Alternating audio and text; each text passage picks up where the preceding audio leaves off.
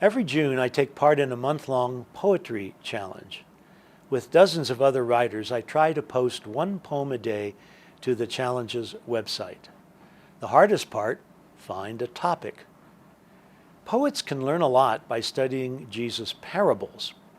Today, and for the following 2 Sundays, we hear Jesus' parables from chapter 13 of Matthew's Gospel, preached at the Sea of Galilee.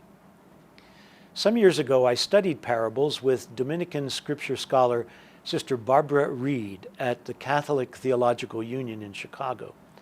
She might have been teaching poetry. Her insights can help us appreciate Jesus' poetic efforts at storytelling in parables. First, Sister Barbara taught us all parables, like today's story about a farmer going out to seed, start with the familiar. Jesus drew on ordinary life to help people know about God. She went on to explain that parables, like poems, use comparisons or metaphors. Most often, the comparison has to do with the kingdom of heaven.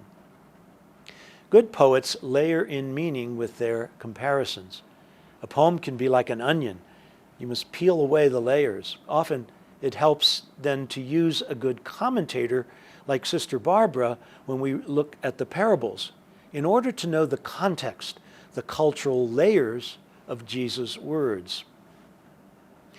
Poets love to include twists and turns, and so did Jesus.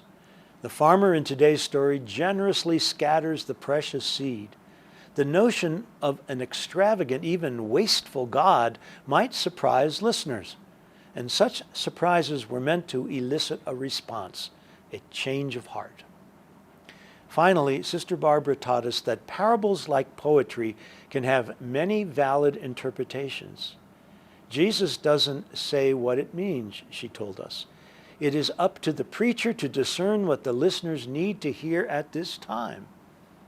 And if you hear the long form of today's gospel, you'll probably hear an interpretation of the parable, probably added by the early church and not part of Jesus' original preaching. Sister Barbara Reed concluded, quote, "If the interpretation is in line with the rest of the gospel, with how the evangelist is presenting the message, if it is challenging to those in power and comforting to those who are afflicted, then you are on the right track."